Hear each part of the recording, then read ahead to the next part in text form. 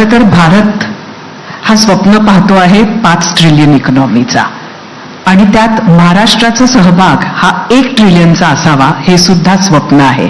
हे सगळं उद्योगाच्या भरोशावर होतंय आणि त्यामुळेच आजचं हे सत्र महाराष्ट्रासाठी, भारतासाठी अत्यंत महत्वाचं आहे. व्हिजनचा कार्यक्रम होत असताना सगळ्यात आधी आपण सर्वात जुना जो ब्रँड आहे त्याच्याकडे जाऊया. इंद्रनीलजी, जगातील सगळ्यात मोठ्या ज्या स्टार्टअप इकॉनॉमीज आहे त्यापैकी सध्या भारत एक आहे.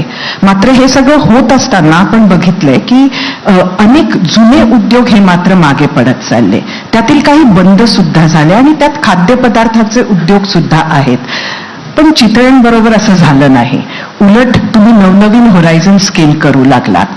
तर हे कसं साध्य झालं? तुम्ही या नव्या युगात कसं टिकलात? काय बदल घडला?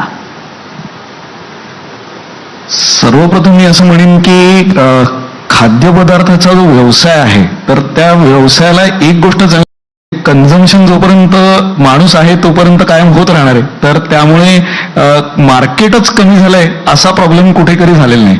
मग जेव्हा मार्केट कमी होत नाहीये, वाढतंय, आणि ते वाढत असलेल्या मार्केट प्लेसमध्ये वेगवेगळ्या पद्धतीने मग फ्री ट्रेड अग्रीमेंट्स असो, एक्सपोर्ट्स असो, किंवा भारताचे GDP वाढत असताना जे पर कॅपिटा इन्कम वाढतंय त्याच्याने जे कन्झम्पशन वाढणार आहे, हे सगळे जेव्हा लिव्हर्स असतील तर त्या लिव्हर्समध्ये तुमची उपलब्धता वाढवता आली तर तुम्हाला मार्केट वाढवणं किंवा तुमचा व्यवसाय वाढवणं हे सहज शक्य असं कुठेतरी वाटतं.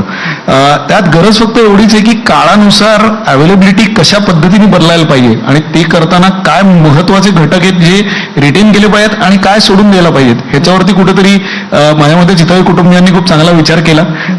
त्याकरता जे काही नवीन विचार मांडले गेले पुढच्या पिढीकडनं त्याला प्रोत्साहन दिलं गेलं आणि त्यामुळे कुठेतरी रेलेव्हंट राहायचा कायम जो प्रयत्न आहे तर तो आम्ही त्या पद्धतीने जात असतो पुढे, की जिकडे चॅलेंजर ब्रँड म्हणूनच आम्ही कायम स्वतःला ट्रीट करतो. आणि अशी 2-3 म्हणजे काय असे ती पावलं होती, म्हणजे कुठले असे सजेशन्स होते जे आधीच्या पिढीनं मान्य केलेत?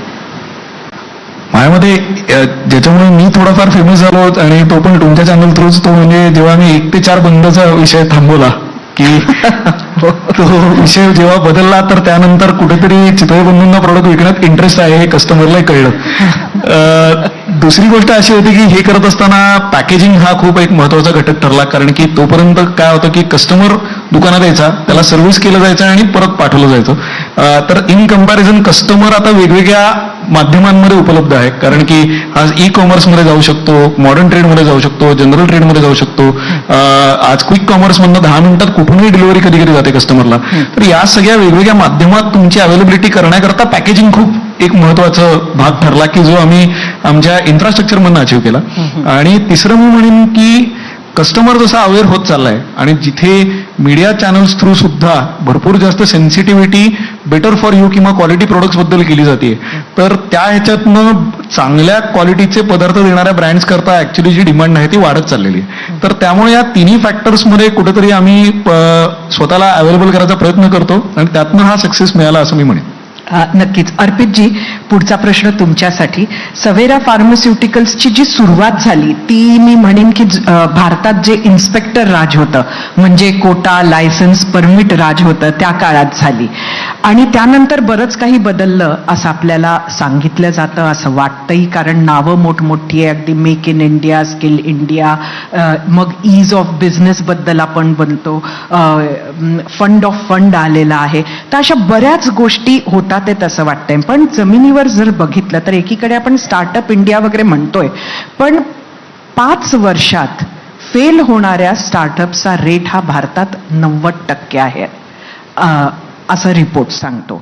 त्यामुळे खरंच काही बदल झालाय का, की ही नावं फक्त गोंडस नावं आहेत आणि बिझनेस करताना त्याच जुन्या अडचणी आहेत का? खरं म्हणू तर